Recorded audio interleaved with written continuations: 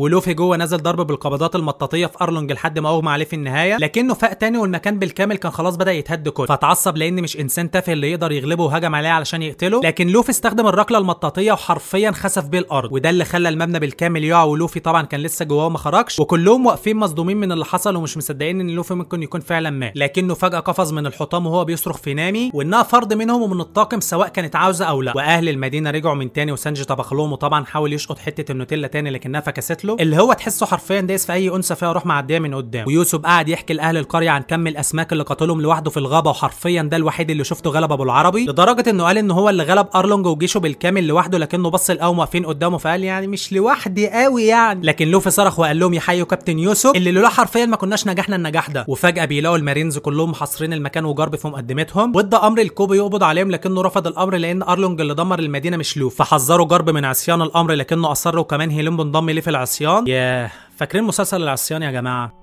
ايام والله. المهم امر الباقيين يقبضوا عليهم وان اي حد يتحرك منهم يقتلوه، وانفرد بلوفي وقال له اديتك كل فرصه انك تبقى جندي بحريه محترم لكنك ضيعت كل فرصه واخترت تبقى قرصان. فقال له بالعكس انا ما اخترتش ان ابقى قرصان، انا اصلا من البدايه وانا قرصان. فحذره انه يستسلم والا هيقبضوا عليه لكنه رفض الاستسلام. فقال له يبقى وريني مهاراتك كده، واداله بوكس طياره 100 متر ورا. ولوفي ما كانش عاوز يقاتل جده لكنه اصلا كان بيقاتله طول حياته بعصيان الاوامر وتوجيهاته، وحرفيا نزل فيه ضرب لحد ما عدم العافيه لكنه مع ذلك ما استسلمش، وجرب اخر حيله من حيله اللي هيقضي عليه بيها لكنه برده ما حركوش حتى من مكانه، وقال له انك لسه ما جربتش العالم الحقيقي وان الجراند لاين مش مجرد لعبه وعمرك ما هتكون مستعد ليه مهما عمل. لكن لوفي ما تزعزعش من مكانه وقال له مهما قلت ومهما عملت مش هتخلى عن حلمي، وهو ان اوصل للجراند لاين والاقي الوان بيس وابقى ملك القراصنه. وفي اللحظه دي جده شاف ضحكته ونظرته وهي نفس ضحكه ونظره جولد روجر، فقعد يضحك وسابه وقال له زي ما تحبوا، وامرهم ينزلوا اسلحتهم ويروحوا يطاردوا طاقم ارلونج ويقبضوا عليه. والقط ده كان جاي يدافع عن ارلونج ويقول له ان دول القراصنه الحقيقيين، قامت نامي ضربه حرفيا شافت غليلي فيه. وجارب قال للوفي انا عارف ان عمري ما كنت هقدر اغير وجهه نظرك لانك اتولدت عنيد زيي، وده اللي مخليني عارف معدنك الحقيقي كويس، وكنت عايز اتاكد ان انت كمان عارفه قبل ما تنطلق. وبنكتشف انه خلال الفتره دي كلها كان بيختبر وبيشوف هل فعلا ممكن يتخلى عن حلمه بسبب الظروف ولا لا، وانه من النهارده هيسيبه لوحده من غير ما يخاف عليه ولا حتى يتتبعه زي الاول. وتاني يوم نامي راحت عند قبر مامتها وحكت لها على كل اللي حصل واعتذرت لها عن كل اللي عملته، وودعت اختها رغم انها حاولت انها تخليها تستنى لكنها حاليا جزء من الطاقم ولازم تمشي مع اصدقاء. ولوفي كالعاده كان قاعد ياكل وانا حرفيا مش عارف الاكل ده كله بيروح فين، ولقى كوبي داخل عليه وعامل له مفاجاه وهي بوستر بانه مطلوب حي او ميت مقابل 30 مليون بيري، ونزم هو اللي عمل ده علشان ينتقم منه لانه السبب حاليا في انه ما عادش بيقبض من ارلونج، لكنه ما كانش يعرف ان ده يفرح لوفي فرحه طالب جاب في الثانويه العامه 101%. فودع كوبي وراح على الطاقم بتاعه يوريهم البوستر وانه اخيرا بقى من القراصنه المطلوبين. ويوسف كان ظاهر منه حته في الصوره وكان فخور بيها كانه مطلوب اكتر من لوفي نفسه، لكن زورو شايف ان ده هيخلي المهمه اصعب لان الرقم ده حرفيا يخلي كل صياد جوائز في الازرق الشرقي يطارد. فلوفي قال له علشان كده مش هنستنى هنا ويلا بينا على الجراند لاين. والخبر طبعا وصل لعامله البار هي وطائر الدود اللي اتبسطوا جدا لما شافوه، حتى قايا قلبي يا رب كمان وصل لها وشافت يوسف وهو في الصوره بضهره ففرحت ليهم انهم قدروا يحققوا حلمهم. اما زف علق البوستر على قائمه افضل موظف في الشهر من فخره واعجابه بيه، وباجي مش مصدق ان حته البتاع ده مطلوب على راسه 30 مليون، لا والبوستر بتاعه كمان متعلق فوق، ده انا هقتله بنفسي واسلمه. فسمع حد وراه بيقول له لو انت ما قتلتوش فانا هقتله، وبنكتشف انها الفيدا وكانت لسه عايشه غالبا كده طفت على سطح الميه ولا حاجه. وطبعا ما ننساش جارب اللي بقى فخور بيه جدا بعد المكافاه دي، بل وكمان شغل اغنيه ملامحك كلها مني يا دوب الاسم متغير. وكوبي وهيليمو دخلوا عليه انهم مش ندمانين على اللي عملوه مستعدين للعقاب، فقال لهم ان اتباع التعليمات عمرها ما هتعمل منك جندي بارع، بل اتباع قيمك ومبادئك هو اللي هيخليك بارع حتى لو في مخالفه للاوامر، اللي هو حرفيا ماشي بمبدا انا ما حدش يتوقعني. لا وكمان قرر انه يدربهم هما الاثنين بنفسه علشان يخرج منهم افضل ما فيهم. وفي مكان ما على جزيره في الازرق الشرقي بيظهر ميهوك وبنلاقي شانكس نايم وبيستجم مع الطاقم بتاعه، وكانوا فاكرينه جاي يقتلهم لكنه كان جاي يقول لشانكس انه قابل نفس الصبي اللي اتكلم عليه من حوالي 10 سنين، واداله البوستر بتاع لوفي وانه مطلوب كمان على راسه 30 مليون بيري. ففرحوا جدا بيه لانه قدر يحقق حلمه وكسب التحدي اللي اتحداه لشانكس قبل ما يغادر المدينه، وقرروا انهم يحتفلوا بالمناسبه دي، وعزموا ميهوك كمان انه يحتفل معاه. اما لوفي فعمل مفاجاه لنامي وجاب لها 3 شجرات يوسفي على السفينه علشان تحس كانها في وطنها، او علشان ياكلهم يعني محدش يتوقع حرفيا. اما هم فكانوا عاملين له مفاجاه، وهي الشراع الجديد اللي برده كان مضحك اكتر ما هو بيخوف، اللي هو هنموت الاعداء من الضحك، يعني هنموت الاعداء من الضحك مفيش كلام تاني. وبالفعل بيكونوا قربوا جدا جدا من الجراند لاين وخلاص مفروض انهم داخلين عليه، لكن نامي بتلاحظ ان في حاجه غلط في الخريطه، زي ما يكون في نهر كده داخل على جبل، في حاجه مش مفهومه. فقال لها انت الملاحه بتاعتنا، فملاحي اقصد استكشفي كده انا واثق فيكي. وبعد ما بقوا طاقم بجد نزلوا وعملوا مراسم البحار، وكل واحد فيهم قال امنيته اللي انضم بسببها للطاقم، اللي كانت عباره عن ايجاد البحر الكامل لسانجي، وانه يبقى ملك القراصنه لوفي، ورسم خريطه للعالم بالكامل لنامي، واعظم مبارز في العالم لزورو، ومحارب بحري شجاع ليوسف. ولحد هنا بينتهي الموسم الاول مع مشهد لواحد قاعد وشايف البوستر بتاع لوفي بيطفي السيجار بتاعه فيه. والى اللقاء ان شاء الله في الموسم الثاني من السلسله. وبالنسبه لملخص الانمي بالكامل 1074 حلقه فبيجازوا ان شاء الله نازلين في الطريق، فلايك واشتراك وفعل الجرس وكومنت لو حابب الملخص يوصلك قبل اي حد. ده غير طبعا انه اكبر داعم وحافز ليه على الاستمرار، وافضل ما فيه انه غير مكلف ويدوب بس تكلفته ضغطه بس منه. وما تنسوش الاشتراك في قنواتنا الاخرى لمزيد من المتعه، واشوفكم على خير ان شاء الله مع ملخص جديد لفيلم جديد او مسلسل جديد في الاسبريسو. سلام.